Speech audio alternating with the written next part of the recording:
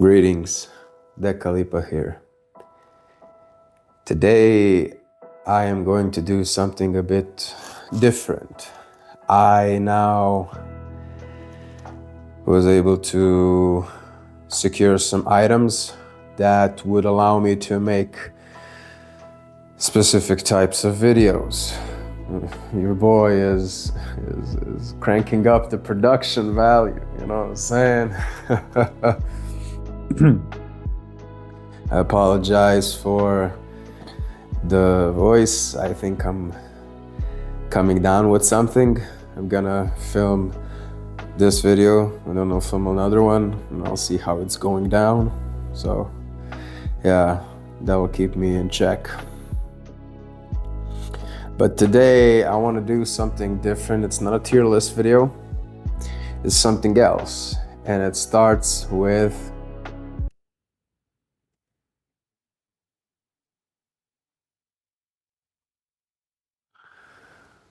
yeah, we're moving up in the world.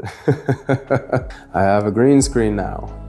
And this is genuinely one of my wishes to have, because I like using a chroma key. So I wanted to get this equipment for the type of videos I would like to make. So this is just me changing the format a bit so it goes well. Now I am going to be able to format the videos in a way that I like and in a way that I think is gonna do wonders for the channel. So without further ado, today I want to talk about my top 9 video games. I've seen this trend for some times now, this whole 3x3 grid where you would put something of your favorite. I decided to go with video games today, since I am an individual that's been playing games for his whole life basically. So I have a long list of games I've played, and one thing I would like to make it clear about myself is that I always know what is my favorite of the things, be it game, film, book, what have you. I always know what is my favorite, but whatever follows is in no particular order. So today I know what is the crown, what is at the top of Mount Olympus for me. That's why it's in the center. And everything else is in no particular order, but these are just the games that I came to wiggle it down to. And yes, so this is a new format. I hope you like it. If you like everything else that I do, please consider to like, comment, and subscribe. Share the channel around, spread the good word, and yeah, I hope you're gonna like this one. So let's get into the games. Starting at number 1, we're gonna go straight into Bloons Tower Defense 6. Now Bloons has been interesting since, I believe the first ever version of Bloons I've played was Bloons 4. You can already tell how old I am. So Bloons 4 is the one I've played as a flash game years ago. I've played that one quite a bit. I did not play Bloons 5 that much, to be honest, no. But then later on I've kind of stumbled back into Bloons through Bloons Tower Defense 6. And this was fairly recently, let's say. Maybe in the past year, I've been made aware that it's available on Steam. So I downloaded it on Steam and I played it on Steam. The game is a tower defense game where you place down these monkeys and these monkeys just fight off balloons. It's a very out there concept, but it works. So how the game works is that you have a lane, balloons go down the lane, and then at a certain point, monkeys have to pop the balloon, and you have different types of monkeys. You have primary monkeys, you have military monkeys, you have magic monkeys, and you have utilitarian monkeys. And each monkey does something. You have darts, you know, the basic one, which then can be upgraded up into 3 different rows. So it has 3 different upgrade paths. One path can be upgraded to the max, and then another one can be upgraded 2 times, and then the third one gets locked out completely. So that there's a lot of variety in how you wish to play your game, and there's a lot of variety of monkeys, and I would say all of them are good. There isn't a monkey I would say that it's not competent. Everybody has their favorites, of course, but you know, I think that each monkey brings something to the table. My personal favorites are either the Spike Factory or the Druid Monkey. These 2 I like placing down most. I think that they're very versatile with the forest path for the Druid and the Moab Shredder for the Spike Factory. I like those paths. So yeah, the game itself is very graphically, it's the art style. I like it. It's very comforting. It's very lovely, and it's a good time. The music is good. I've heard all the sound effects in the music 100 times, except for the voice actors for the hero. Just cut that off because they're annoying. Oh yeah, this game has heroes, by the way. That's a new thing from the 5th one. I know they're definitely not in the 4th one, but here you have heroes. All of them are good. Sada is my favorite. She can hold it down. She can hold down the fort pretty well. Benjamin's good too. Yeah, these two I like as well. These 2 I like well. So this whole game is very much so a game that is very easy to get in, play it out. I have over 150 hours in this. And just this game, this version of it, if we were to count the 4th and the 5th, I think it would be easily above 300 hours, I would think, throughout the whole franchise. But I wanted to put a game that I genuinely a game in that Path of Accra-esque genre. I'm kind of scared of getting it to Balatro because I think it's gonna grab its hooks into me. So yeah, this is the one. This is my Balatro, I would say. For now, I maybe test that one as well one day, but this is where I am for now. Moving on, we have Disciples 2, Dark Prophecy, Galleon's Return, Rise of Elves. We can go on and on. Where to even start with this one? Wow. So, quick story. Growing up, the youngest uncle on my father's side, he was a chef. He worked on a boat and he traveled the world. And he was the uncle, he was the youngest of all my uncles, and he lived with us. So when I was growing up, he was living with us. And he was the uncle with whom I would play video games with.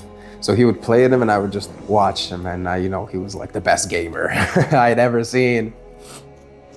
So we'd have a lot of good times together.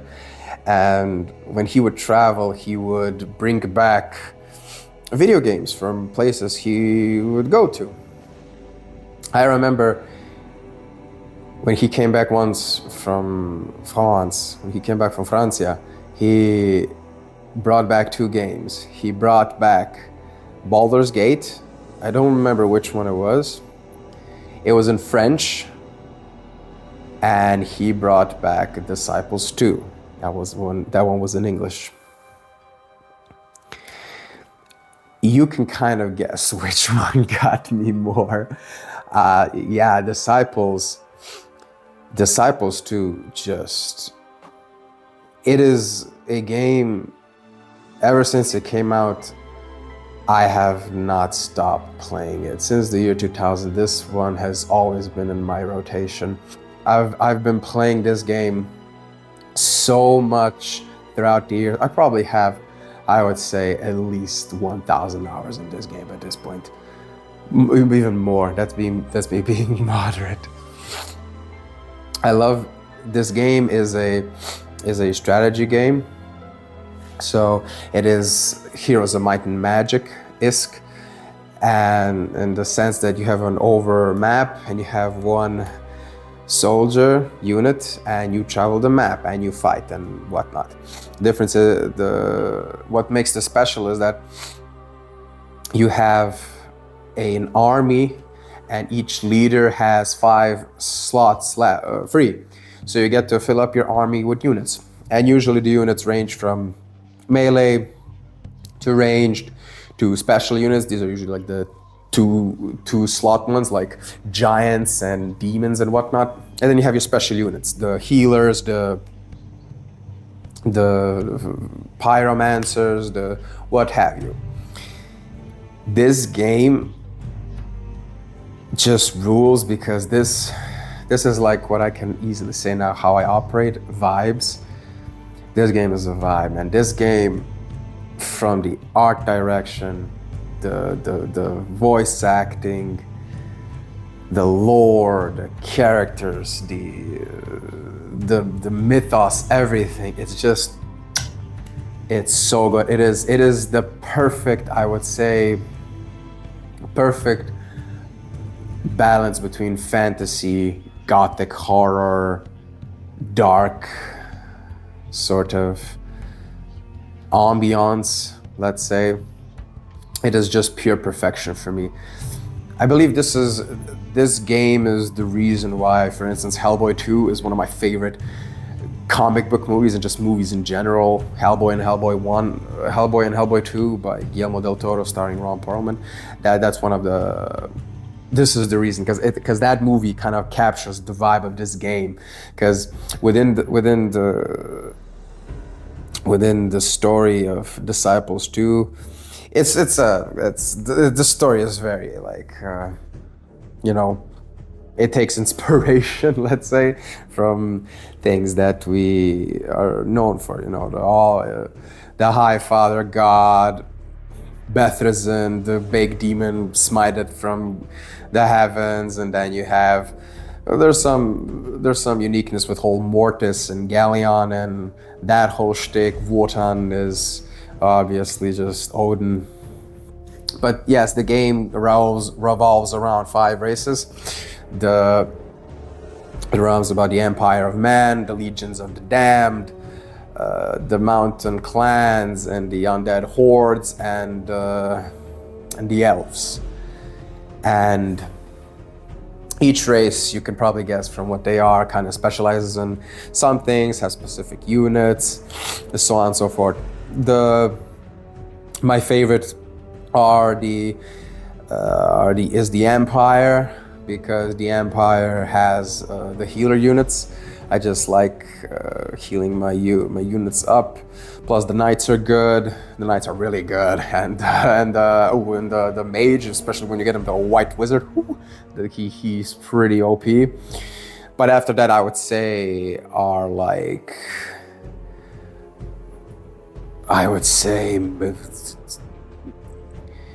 Legions of the Damned are pretty good. The elves are good. I mean, all of them are good. It's just the elves have healing too, but like the demons have their whole.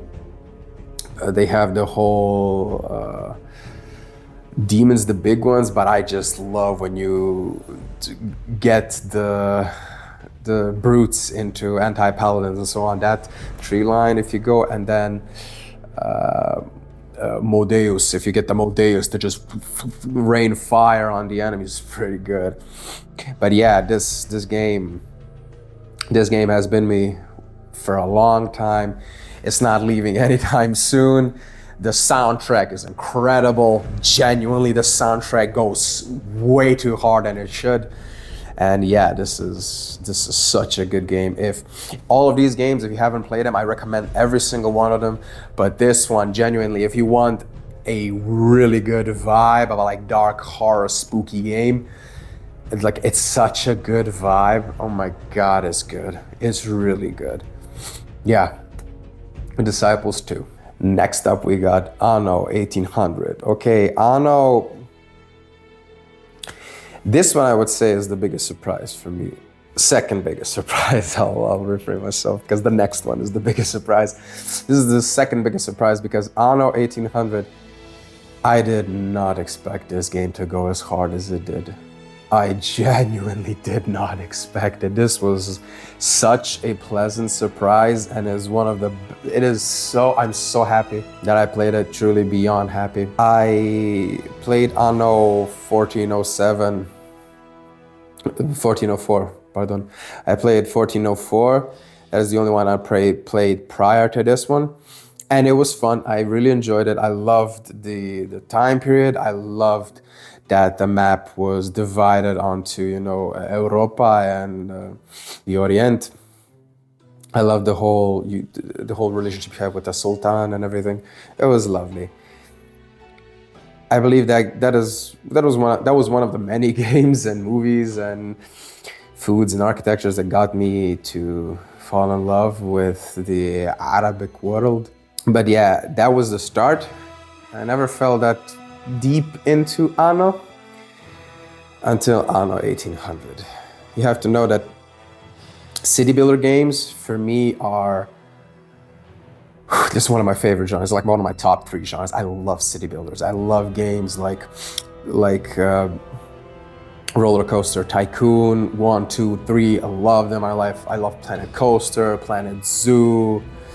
I love Farthest Frontier, Manor Lords. I love, we can go into 4X games. Frostpunk, the first one. I haven't played the second one yet, but the second one is more of a 4X game. That's where Civilization comes in for me as well, but I love games like that. I love Age of Empires, we'll get to that. I just love games like that. And I honestly believe that Anno 1800 is not only one of the best city builder games, I honestly believe it's one of the best games ever.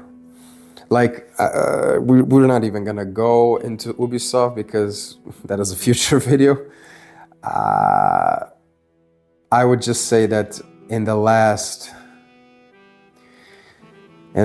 5 years, genuinely, since Origins, AC Origins, I am very confident in saying that Anno 1800, Immortals Phoenix Rising, and Prince of Persia: The Lost Crowns, these 3 games are one of the best games Ubisoft has made. Guillemot really did not miss with these ones. Financially, I don't know how they went. I know Anno was a success because it's really good. So, like I said, Anno is a city builder game, and it takes place in the 1800s. And this game really expanded on everything they've learned before. Genuinely, it is so good. So the world is divided into 4 regions. You have the old world, that being Europa. You have the new world, that being the Americas. And specifically, I would say around the Caribbean, that side. You have the Arctic, and then you have Africa and the fictional land of Mbeza. So I would say it's very much Ethiopia, Kenya inspired region. As you go through the Horn of Africa, so it's like an Ethiopia kind of kingdom. And just the min-maxing in this game, because for instance, City Skylines or games like that, when they go too deep, too in-depth, I don't like it because it throws me off. But I don't like it when it's oversimplified, like in Age of Empires, for instance. Anno is the perfect middle for me. It is the perfect middle ground of building and the mechanics deep enough that they work for me. It provides a lot of layers. The game is very layered. So You start your old world, you start with peasants, then you go into workers, then you go into artisans, then you go into after artisans, engineers. After engineers are the investors, I think. Oh, I forgot which. That is just the layers of the levels of how big your city is and how well you've min-maxed your productions. And I just love how basically Crown Falls is a map you got with one of the DLCs. By the way, this game, the DLCs, get them. I'm not even kidding you. All the DLCs rule. And one of the DLCs, you get the Sunken Crowns, need that one. And you get the Passage, need that one. And you definitely need Mbeza. You need Mbeza. It's such a good DLC. Incredible. This is just, I really hate that they just put everything as a DLC, that there's not just like an expansion pack to get everything at once. It's good. So just the way you are able to create these production lines, build the city, just develop everything, it is incredible. It truly is. And I think that when you just develop this incredible system where each of the production chains to satisfy the needs of the people, and how they really implemented a good system of transporting goods from island to island, region to region, is just incredible. I really love the zoo, building the zoos. That's so cool. I love Mbeza. I love the irrigation system. I love how from the shepherds to the priests, these two layers of all their wants, from like the hibiscus tea and the linen shirts and all that, incredible production lines. Soundtrack, let's not even go into 5 Winters from the Passage, or the line Hides in Tall Grass from Mbeza. Genuinely, these two musical pieces are certified hood classics. Incredible music, genuinely incredible music. Yeah, if you want a game that's really a vibe, that's, you know, that captures the wonderful, whimsy of the world of the 1800s, just that whole around the world in 80 days, journey to the center of the earth, basically anything close to like 80 leagues under the sea, journey to the center of the earth, to the moon and back, anything that's remotely close to Jules Verne, that is this game. Jules Verne, just incarnate. It is a vibe. It is just lovely. And I really recommend, if you want a city builder, I am telling you, Anno 1800 is one of the best ones ever made. It's up there with SimCity 4. I'm not jesting at the slightest. I'm serious. If you want a city builder, go for Anno 1800. You won't regret it. In this game, I already have probably 1K hours at most. Plus the mods. Oh, don't even get me started on the mods. The mod support on this game is so good. There's so many good mods. Trust me, just if you get bored of the base game, just put in a couple of mods. It's gonna be well worth your time. Trust me. But yeah, that's Anno 1800. This next one is a game that I play every now and then. And it is, I would say, out of all the games here, the one that truly is the biggest outlier and is the biggest surprise to me of how much I loved it. And that is Okami. I don't even know where to start. Wow. Let me be clear. I come from a place that is a place of the earth where console wars were not a thing for the longest time. I would say console wars for me started when like I was in high school, I would say, maybe, I don't even know. Because this place, my neck of the world is pretty heavily dominated by PlayStation. So anything, for instance, the first Xbox I ever saw was the 360. I don't think I've ever seen the original Xbox once in my whole life. And I think Xbox 360 is the only Xbox I've seen in person, in genuine. And that was when I was already in at the end of high school, I would say. The Wii was the only Nintendo console I've ever seen in real life, and the Switch. But other than that, I've never seen any other console. The only consoles that I've seen is PlayStation 1, 2, 3, 4, 5. These are the only consoles that I know, that I truly have a relationship with. Growing up, my cousins had a PS1, then my uncles and my other cousins had PS2. Everybody kind of skipped PS3. I didn't have one, nobody had one. I got a PS2 eventually. I got a PS2 only when the PS3 was coming to an end, I would say. And then the first console I actually got myself, well, I got my brother, to be fair, was the PS4. And I got that one in the middle of its lifespan, I would say. By that time, now I own my own PS5, for instance. But by the time the PS4 came around, that was the one I got, and by the time the PS5 came around, I was pretty much I was satisfied with Sony. Well, even though, now they're doing some stuff, but that's a whole other video. Case in point, I've always been a huge fan of Sony. I love their flagship title games, and I mean the platformers specifically. Ratchet and Clank, Jak and Daxter, Spyro, Medieval. Oh my God, Medieval's good. These are one of my favorite. Of the newer ones, I would say Uncharted is one that I didn't have much growing up. I played God of War originally, so that one can count as well. But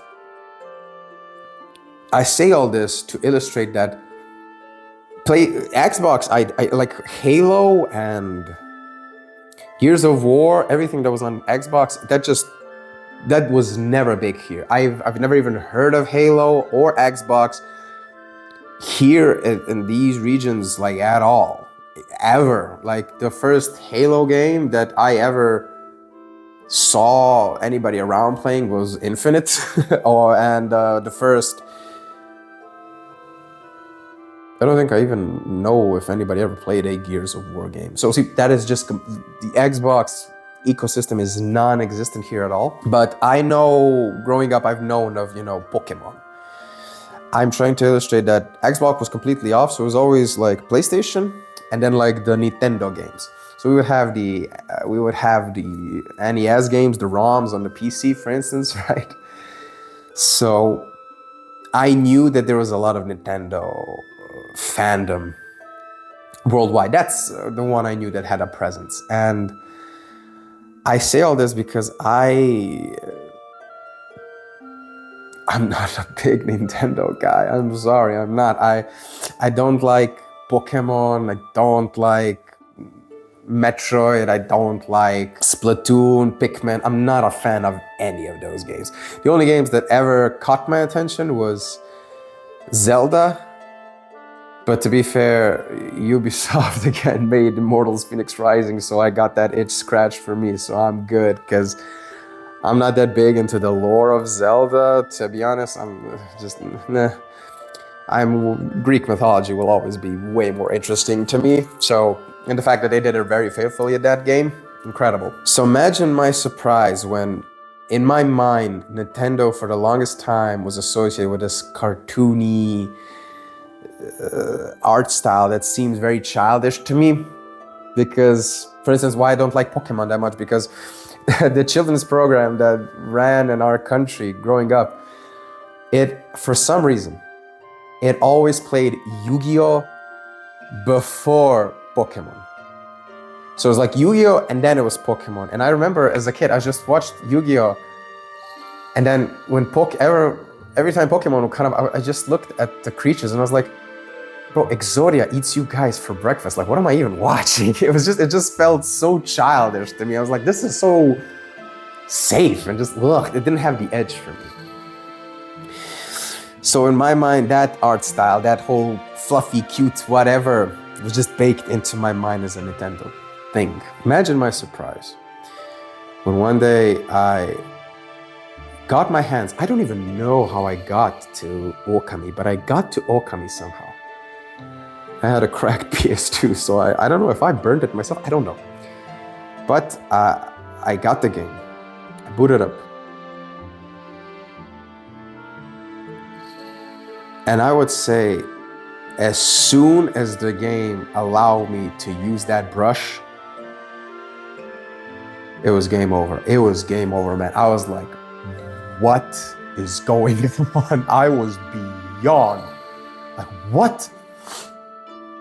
Just the art direction.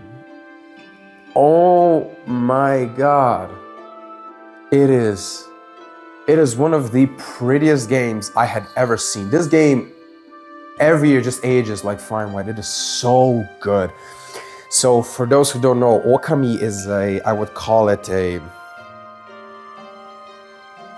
it's an action adventure game where you control Amaterasu. She is in Japanese mythology and folklore, she is the goddess of the sun. And she takes the form of a wolf with a sun disk on her back. And then you have this small little companion, which you call Isun. And he's like a traveling artist, let's say. And you two embark on this great adventure of trying to stop the great big bad nine-headed dragon, Orochi. And it is a very, very much like a Momotaro-esque story, you know, Peach Boy vibes. And yes, it is just a story that it's incredible. Oh my God. And by the way, to finish it's so long. It's like a 50, 60 hour game, dude. It is so incredible. It really gives you a lot to find all the clovers, all the treasures, all the beads and discs and swords and everything. It's so good. All the brushworks. Just like many games nowadays are just as long as this game is up until Orochi, but after Orochi you have like so many more bosses to take down. It is so fantastic. It is great. The combat revolves around you. It revolves around you jumping around from region to region. And in each region, you just want to remove this corruption that's taken over the land. And the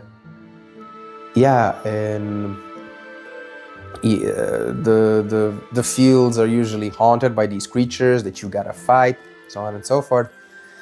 And you fight them with, you know, the weapon on your back, and then your celestial bush powers, be it the slash, the bomb, the what have you. Something, you know what I just like to do? I just like, you can use the brush to just smudge them up, and then the ink just blinds them for a second so you can get an easy hit in on the monkeys and such. Incredible. And yeah, it is just so good, so good. And the soundtrack, oh my God. Cherry Blossom Village is probably one of the greatest, one of my favorite musical pieces ever. Just, it's so good, so good. Valley of the Sun, amazing. It's just an incredible soundtrack for this game, truly. If you genuinely want a game that has an art style that is just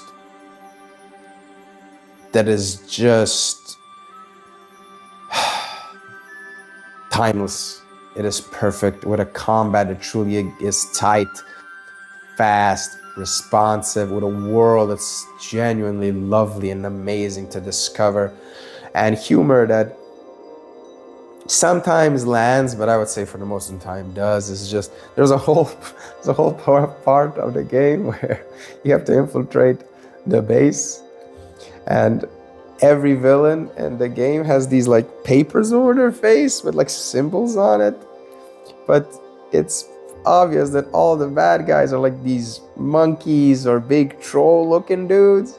And there's a point in the game where you put the paper up and Isun writes a symbol that you draw, by the way. And this symbol is meant to mask Amaterasu, which she clearly is the wolf. The white wolf it is just very silly. It can work or it can't, but I think it works for the most part. Again, good vibes, amazing. I've played, I don't know how many hours I put into this game, but I've played it many times at this point, like 5+ times. It is so good, worth your while. I think it's on PS4, it's HD remastered. And we got a sequel announced very soon. Yes. I have not been hyped for a game in a long time. Genuinely a long time. This is one of them. This is one of them, and I'm genuinely hyped. I can't wait for the second. Next up, we got Heroes of Might and Magic 3. I would say that my neck of the woods, my part of the world, is pretty familiar with this one.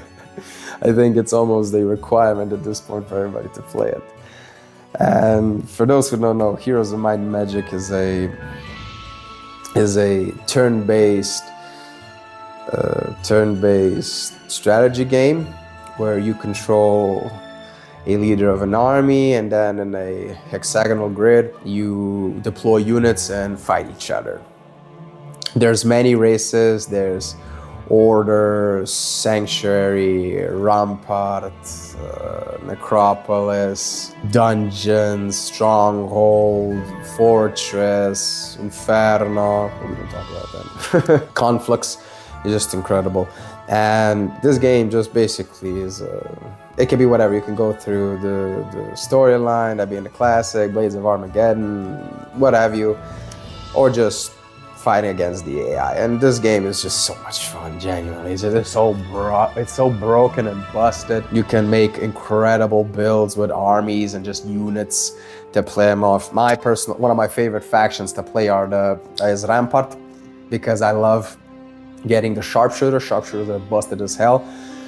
But I hate the fact that he's the only ranged unit in that whole faction. I would say another good one that I like, I would say, is Sanctuary. Sanctuary is pretty good. It has the monks and it has the crossbowmen. Pretty good. Stronghold is pretty good too.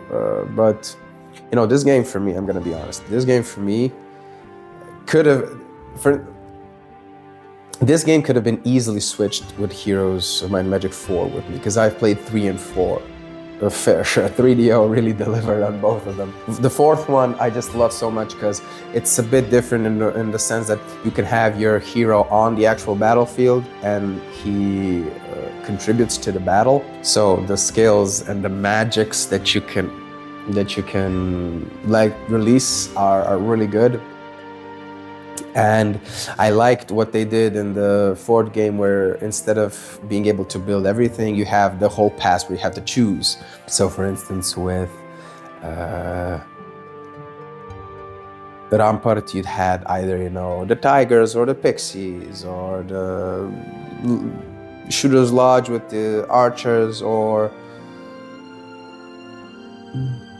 who else was it? I forgot.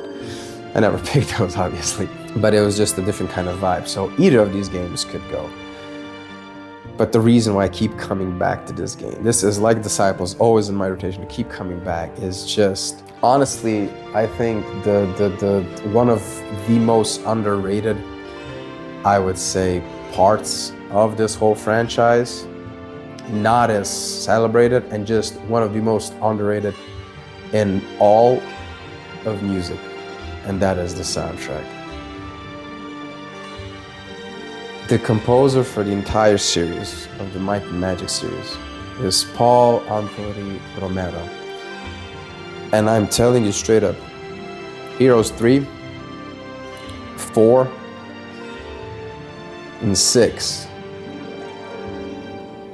When it comes to musical pieces, I am telling you, it is on another level. This guy, Paul Anthony Romero, is one of the most underrated composers of the modern day. Everybody just keeps singing the praises of, you know, Hans Zimmer, Ramin Djawadi, John Williams, Zur, you know, what have you, Trevor Morris, whoever. But Paul Anthony Romero, he is in a league of his own. Just all the themes, personally, Academy for Heroes 4 is one of the best musical pieces I had ever heard, ever. And if you don't believe me, go onto YouTube and introduce yourself to the wonderful world of Heroes Orchestra. It is a Polska-based orchestra from Poland of fans of the game, musicians who just banded together and just created sheet music for the pieces that they wanted to play. And then they just created an orchestra, and they've been doing live streams, live performances, videos, what have you. I am telling you, do yourself a favor, watch their first live stream where they play what I would consider to be their best rendition of Academy, and is genuinely it is better than the original in my opinion. This music is that musical piece is so good. And then watch their second concert where Paul actually goes there, and so does his partner, where he on the saxophone plays the pieces for the fourth game. I am telling you, you will be doing yourself a great disservice if you don't check out Heroes Orchestra. I will, for all the games, I'll link whatever I can in the description, and I'll link them too. They are just fantastical. And yeah, and when it comes to Heroes, I've been playing 3 and 4 for years now. I would say throughout this whole Heroes franchise, not the Might and Magic, I never played the Might and Magic one, just the Heroes, the Might and Magic one, I would say this one easily clocks over 2K hours, easily. I've been playing this game so much. 3, 4. I'll even put in Songs of Conquest here, because Songs of Conquest is like a spiritual successor. Incredible game. Play it as well. The soundtrack's not as good, but the art style is incredible. Play. Just the Briani are so good. So is, I would say, Barony of Loth is pretty good. Brana, sorry, not Briani, Brana. My bad. Brana are my favorite. Yeah, go check that game out. And we got an announcement for Heroes Might and Magic Olden Age, and I'm not the biggest fan of Paul not being the main composer. That irks me a bit. But I am extremely happy that they've pulled in the Heroes Orchestra from Poland. So Andrzej, that is the conductor, he will be leading the filming sessions of the soundtrack. So I cannot wait to play Olden Age and to hear the soundtrack and just go through the official spiritual successor to Heroes of Might and Magic 3. Songs of Conquest is just a completely different studio and in a whole different department. But yeah, Heroes of Might and Magic 3, 4, very much recommended. Go play it. Next up, we're dealing with a franchise that I've been there since day one. Genuinely, I've been there since day one, and it's been very hard for me to place it, to pick a favorite. But at the end of the day, I had to pick the one that I believe I played the most. And that is Age of Mythology. Yeah, it's that one. I've been playing Age of Empires since day one. We had the first game on a floppy disk, and I remember it because it was a crimson red floppy disk. It was the only one that was red, and only that one had the game on it, so I knew Age of Empires was on that one. And I remember when we started playing that, you know, my father, my uncles, and my cousins, whatnot. It was game over. We just fell in love with AoE immediately. So we played that one. Second one comes out, we immediately start playing that one. Age of Mythology comes out, we immediately start playing that one. AoE 3 comes, immediately start playing that one. And it was just these 4 games in rotation, constantly. It was only recently for me that I bought Age of Empires 4. I believe I didn't buy it on day one. I bought it maybe like 2 years ago, 3 years ago. It's incredibly great. I really love it. But if I had to pick one of the Age of Empires games, it has to be Age of Mythology, because just Arkantos' journey, that campaign is just next level good. That is one of the best gaming campaigns I've ever played. Just Arkantos' whole story from Greece to Egypt to Norway and then back. And then with the Titans expansions, just with his son, Atlantis, incredible, just incredible units. I am so glad that we got all of the games remastered. I love that we got AoE 1 remastered. I played that one a ton. I know Age of Empires 2 is the fan favorite, but I genuinely haven't played that one the most. I would say the one I've played the most after Age of Mythology is actually Age of Empires 3. That one is just so good. I don't know why the hate. I genuinely don't know why the hate, because Age of Empires 3 is one of the best games ever. Seriously, the Ottomans in that game are so busted with the bombarded cannons. Incredible. Bro, that game, if you have a Ottoman and your buddy playing the Dutch, basically the bank and the military industrial complex, you're golden. You're just golden. You destroy. Plus all the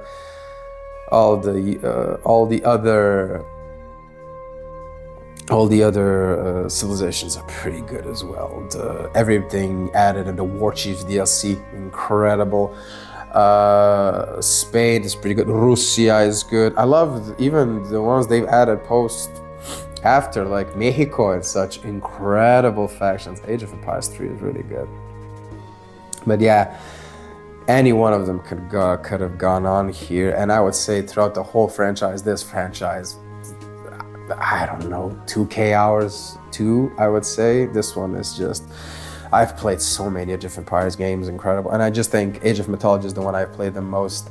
Genuinely, I have the Atlanteans, just muscle memory and what I have to do if I grab the game. So yes, it is incredible. Truly one of the best real-time strategy games, one of the best art style-wise, gameplay-wise, units-wise, civilization-wise, time periods-wise, everything, it just encapsulates wonderfully. Age of Mythology, I just love the campaign. I love the soundtrack. Just the whole theme of Age of Empires is one of the best themes in gaming by far. But the whole vibe of mythology is just so good. Plus, I really like the mission. I really like the mission where Arkantos and Ajax turn into boars. And you gotta collect all the pigs and just turn them back into humans. That was one of the best missions. It was so good, so funny. It is, especially as someone who's into mythologies growing up, just seeing everybody from Ajax, Chiron, everybody, all of the heroes you meet in the campaign, incredible. Genuinely, I know like recommending Age of Empires is not that, but Retold just got re-released. I haven't played it yet. I'm gonna get to it. But that is a game that is just so fun. And if you haven't played a Age of Empires game, pick literally any one of them. They're all great. Pick your flavor. If you like the old age, the Bronze Age, which is my favorite age, go for the first Age of Empires. If you like the Middle Ages, go to the second. If you like the colonial ages, go for the third one. If you like Middle Ages, go for Age of Empires 4 too. Age of Empires 4 is really good, really good. I highly recommend it. But if you like just a mythology-centric one, go for Age of Mythology. It's a really good game. Highly recommended. As someone who has been there on day one when Skyrim released, who has played the game so much, just genuinely so much, I gotta say, it's for the longest time the title of the best like RPG game for me was just set in stone. It was Skyrim. But then in 2015, CD Projekt Red just decided to pop off out of nowhere and gave us Wiedźmin. Wiedźmin 3.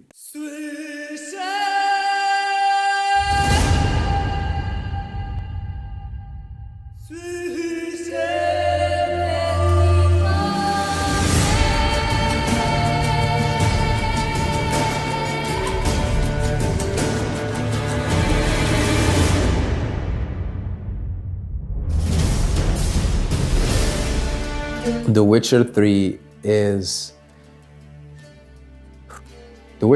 just a masterpiece. Genuinely, this is The Witcher 3 is just a masterclass in everything.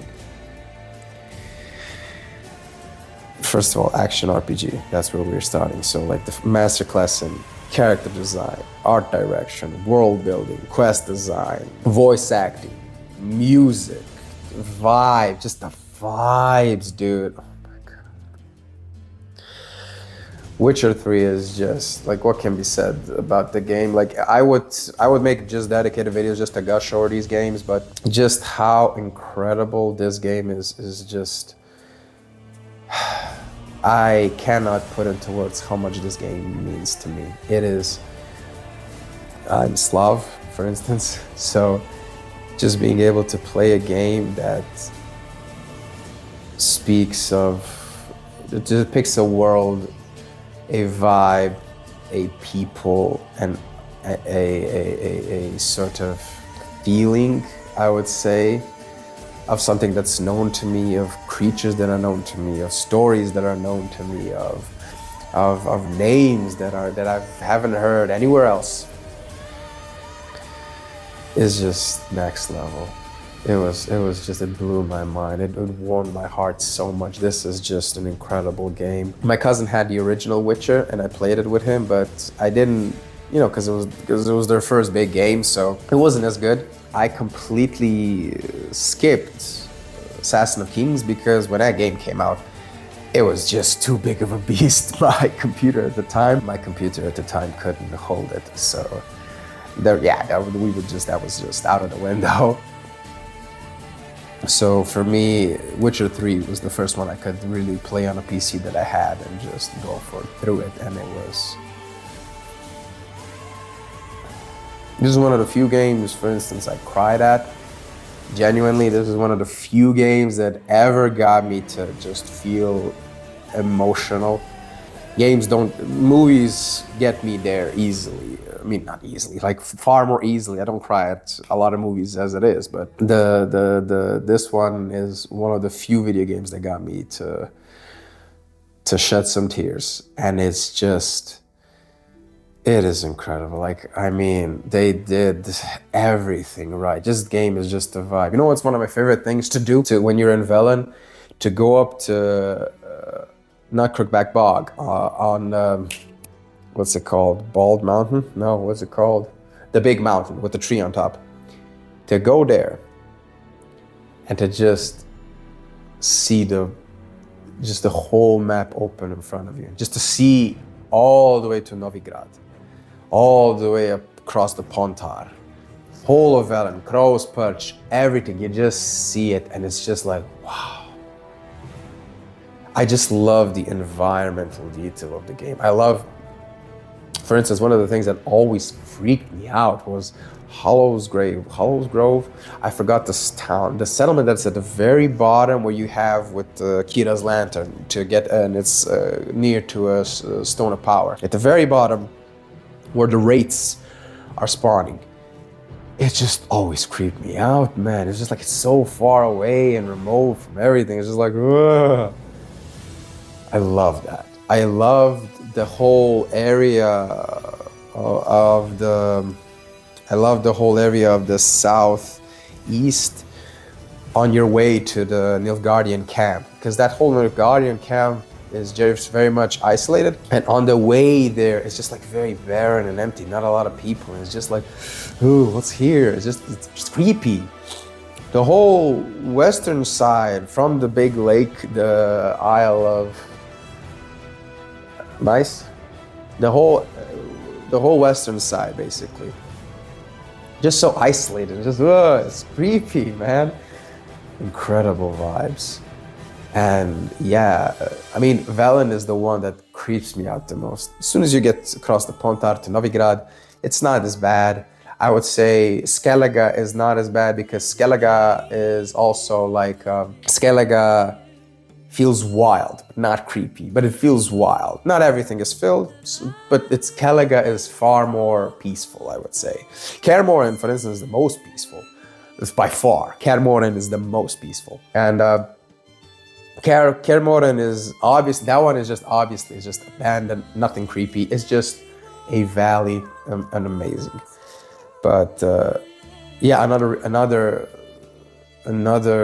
win for this game is just the expansions. I cannot even express how happy I am that they decided to name them and just treat them as expansions, not DLC. Blood and Wine is by far, I think, the second greatest expansion in all of gaming history.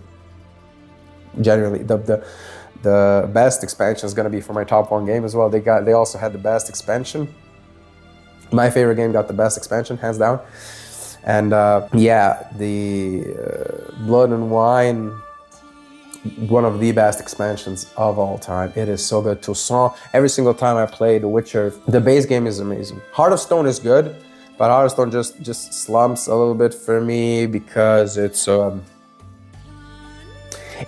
a bit for me because the vibe compared to Toussaint is just too dreary, I would say, because Toussaint is so just beautiful. It's like, nowadays it's a 50-50. If I run The Witcher, I'm going from beginning to end, or I'm jumping straight into Toussaint, because this Toussaint is just, oh my God. The Banks of Buslav, for instance, Slopes of Buslav, sorry. One of the best musical, I mean, again, the soundtrack with it, like Silver for Monsters, Steel for Humans, it's just Geralt of Rivia. It's just incredible soundtrack by Nicola. Incredible soundtrack. But Toussaint is just like such a beautiful, like, space to get lost in. Toussaint is the best map, by far. It's the best one. I just love being in Toussaint. The enemies are the best. Gear is the best. The activities are the best. I love the Knights game. It's so good. Except the horse riding game. That one can go somewhere. Because the crossbow, just the hitting, whatever. But I loved that. But it's, yes, it's The Witcher 3. It's one of the best games of all time. And yeah, that is my favorite RPG of all time. It is so good. It is just beyond. I mean, and it was a really hard, tough decision to make, because you had like Skyrim and you had Divinity. Oh my God, Divinity.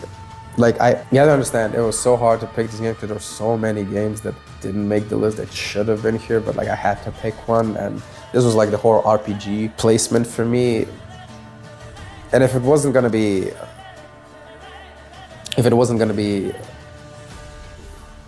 The Witcher for me, it was probably gonna be Divinity. But it was between this and Divinity. I know Baldur's Gate is like Larian's magnum opus, but nah, Divinity Original Sin 2, that first playthrough, no, it's gonna, that is, oh my God, that was so good. Like, I know Baldur's Gate 3 is their technically best game, but my favorite is Divinity, hands down. Divinity Original Sin 2 is good. I just want them to go back to Divinity. But yeah, this game is just fantastic. Witcher 3, highly recommend. Oh, and we also now just got announced the Path of the Dawnwalker. That's from Rebel Wolves. That's the original creators. So I mean, The Witcher 4 looks promising. The CGI, I mean, again, everything looks promising. So it's probably gonna be good. Path of the Dawn Walker is made by the original creators though. So, you know, the talent's not there at CD Projekt Red anymore. So I hope The Witcher 4 is gonna be great. I really hope it does. But I'm more excited by Path of the Dawn Walker, because that is the original team, and judging by the trailers, you could have just seen it. Yeah, these are the guys. So I hope both games are great, because I just win in each case. So yeah, I hope they're good, and I'll be pretty happy if both are good. I'm really genuinely excited. I want to see how they're gonna explain Zirel being a Witcher now. That is just. I really want to see how that's gonna go, but yeah, I'm happy to be playing this Zirel. City is pretty cool. Yeah, I can't wait, and yeah, good times to be a Vietnam fan. Yeah. Now we gotta talk about what I would consider to had been now. Maybe still is. I don't know. Assassin's Creed. Yeah, we're here. Yeah. Look, listen. You have to understand. When Patrice Desilets pitched the idea and Ubisoft made it, you guys, I can't tell you, like, I was there. You have to understand. I remember so vividly. It was the year Lordi was on Eurovision. I remember it was that year, 2007. I was at my cousin's place and he just showed me the first trailer of AC, the first one, you know, the introductory cutscene. So where Altair is on the bell, and you know, when I tell you that trailer ruined me, I'm not kidding. It ruined me. It was like that blew my 10-year-old mind. I couldn't. It was just like, what is this? This is like, I couldn't. I just wanted. That's one of the first instances I remember. That's one of the first instances I remember of me genuinely being hyped for a game. I was like, what is this? And I don't know what to say. When I got to play it, it was game over for me. It was like Altair ibn Lahad, just seeing the whole. Just you're in Jerusalem, Damascus, Acre, Masyaf, just the whole vibe, the Crusades, just being in Abia, and it's just like, oh my God, it was so good. The Levant, it was so good. The parkour, the stealth, everything. I think at this point I don't have to explain what Assassin's Creed is. You know, it's like the stealth / now RPG, whatever game. So like, yeah, that was how for many people it was like COD, for instance, was the series they know by year. For me, it's AC1 07, AC2 09, AC Brotherhood 010, AC Revelations 011, AC3 012, 2012, AC Black Flag 2013, AC Unity 2015, AC 2014, AC Syndicate 2015, and on Unity was also Rogue 2014. 2017 it was Origins, 18, Odyssey, 2020 Valhalla, and 2023 it was Mirage.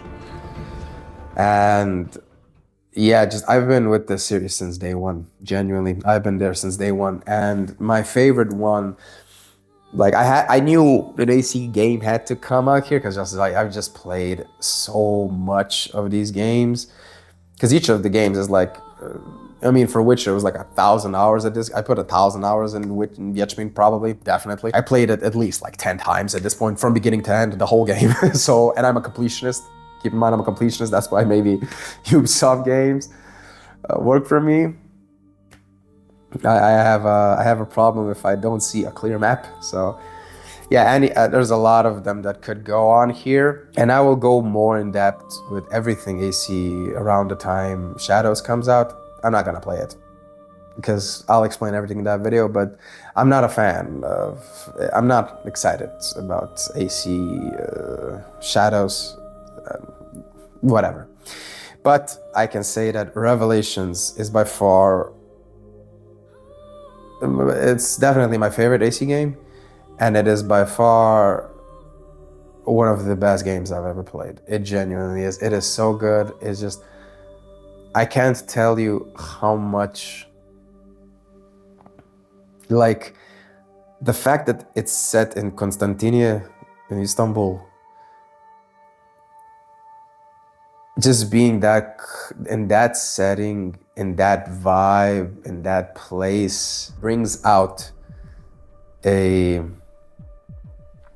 charm and a vibe that hits really close to home for me. It really does. This is the closest, I think this is, out of all the games I've ever played, this is the one that reminds me most of, my life, the places I've been to, the things I've seen, the things I've experienced. It is just like a vibe onto its own. And out of a stealth game, just how they conclude Ezio Auditore da Firenze's story. And not only that, how they conclude Altair ibn Lahad, his story. And not only that, how they conclude Desmond Miles' story. I really, this is for the AC video, I'm gonna save it for that, but I have to say, people do not, I think, realize that the actual pinnacle of AC story was in this game. This is the game where I think everything got wrapped up. I think the whole of AC3 is just an epilogue. The whole game is just an epilogue. This is the most important game in the series, in my opinion. And there are a couple of mistakes that Ubisoft made. I'm not gonna go too in depth into them, but let's just say that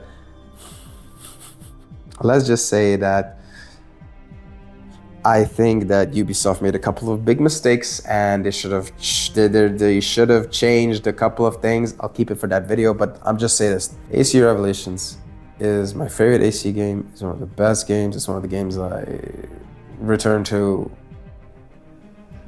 all the time. The whole AC franchise for me has, I don't know, 1K, 2K hours somewhere here across all, 11, 12 games that I played. I haven't played all of them. But out of the all games that I've played, they have a lot of hours on me now. And I would say that Revelations, Black Flag, that's another one that got me to cry. That's another one that got me to cry. So is this one, yeah. This is one of these. Black Flag and Revelations are the only two that really got me to shed a tear. But yeah, outside of Revelations, I would say Black Flag and Origins are the two I go back to the most. These are my top 3 out of the AC games that I come back to repeatedly. Honestly, even Unity has been slowly creeping up back. I've been playing Unity more and more over the years because Unity is great. And yeah, and that's it. Here we are, the finale. My top game of all time. What can be said about a peak? Something that has reached the top and nothing is above it. It's the peak. It's everything above it is nothing, and everything below it is everything. For me, it's just simple. It's this.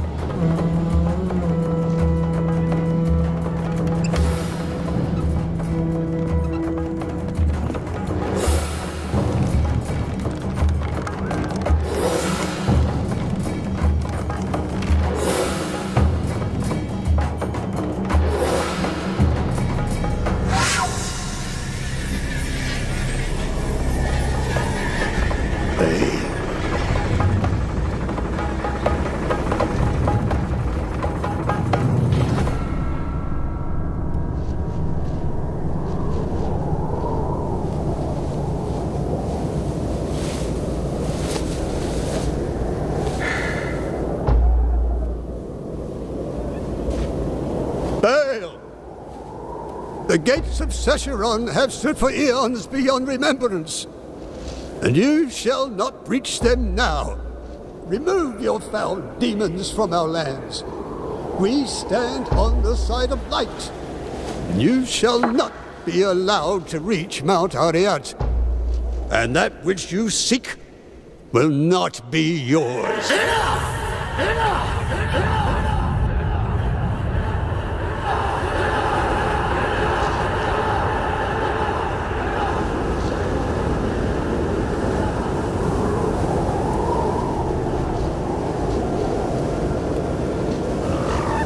I shall take your position into consideration.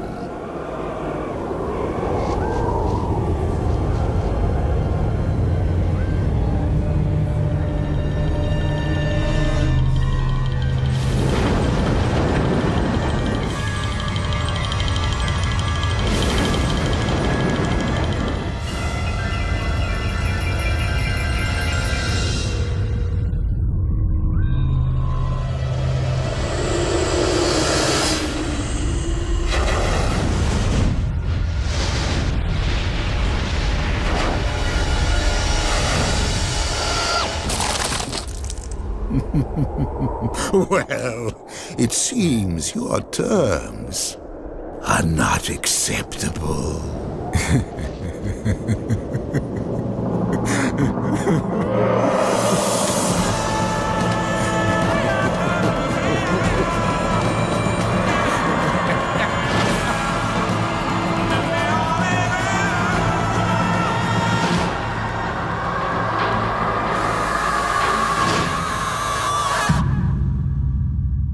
Diablo 2.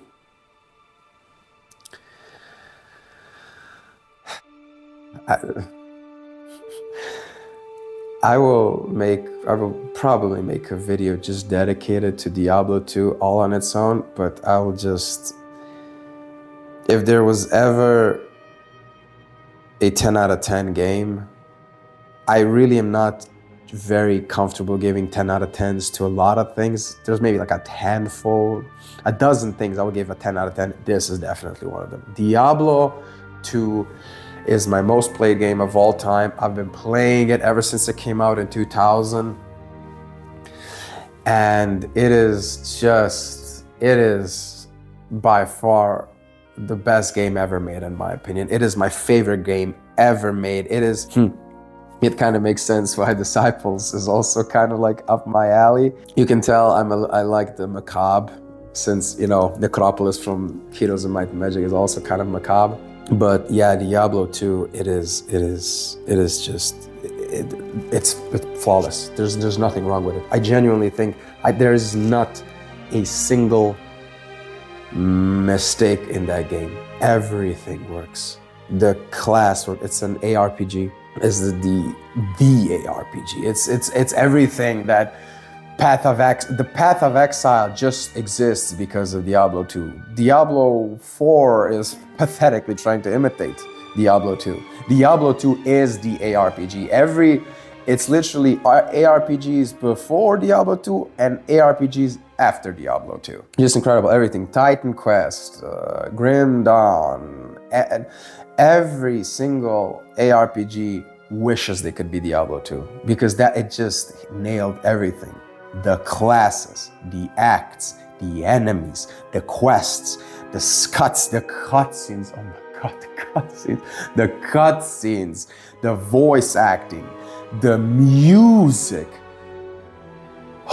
Matt Ullman's Fortress, that's the theme of Harrogat, is one of, I can't.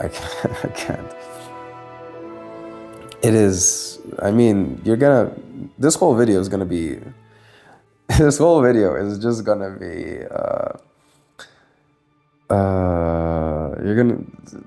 gonna be on the whole soundtrack for Diablo. I mean, just listen to the soundtrack now. It's incredible. It's so good.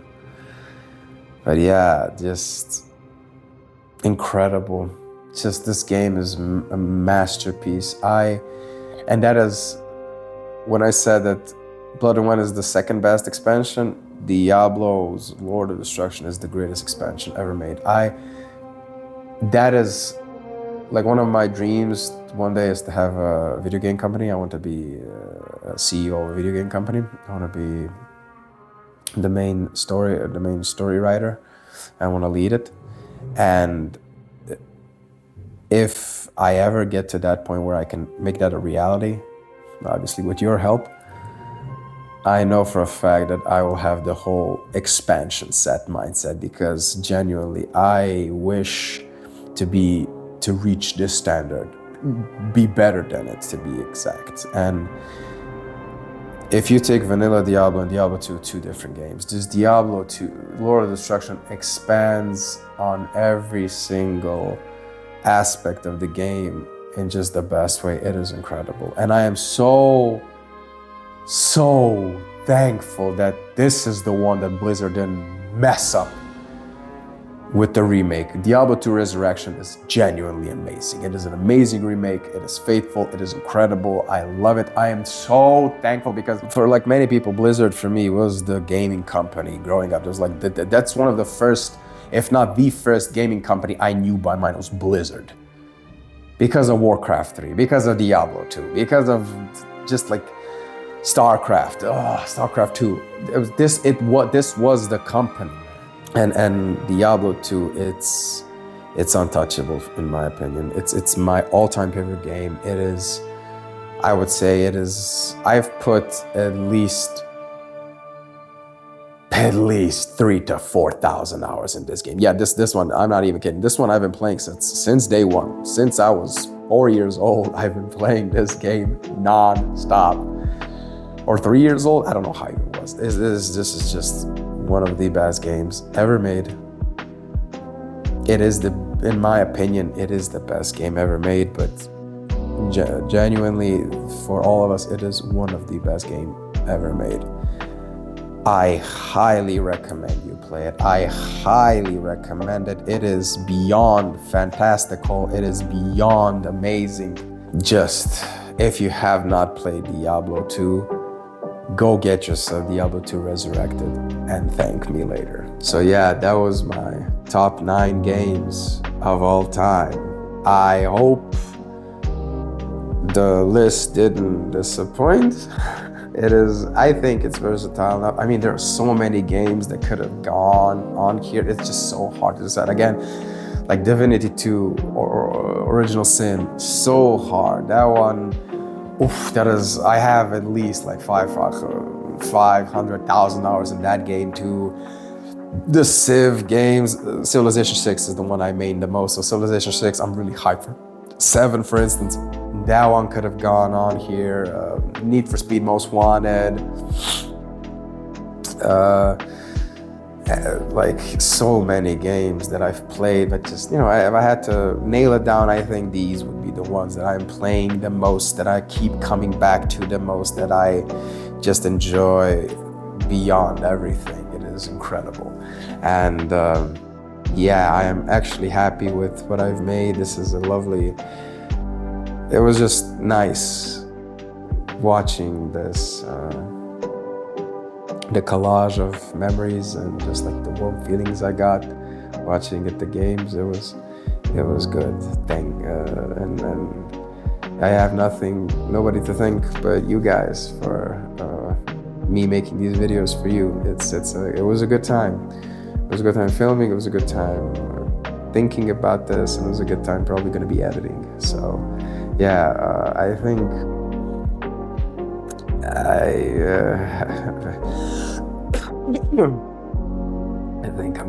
I'm coming down with something, so I think I'll just film the next video real quick.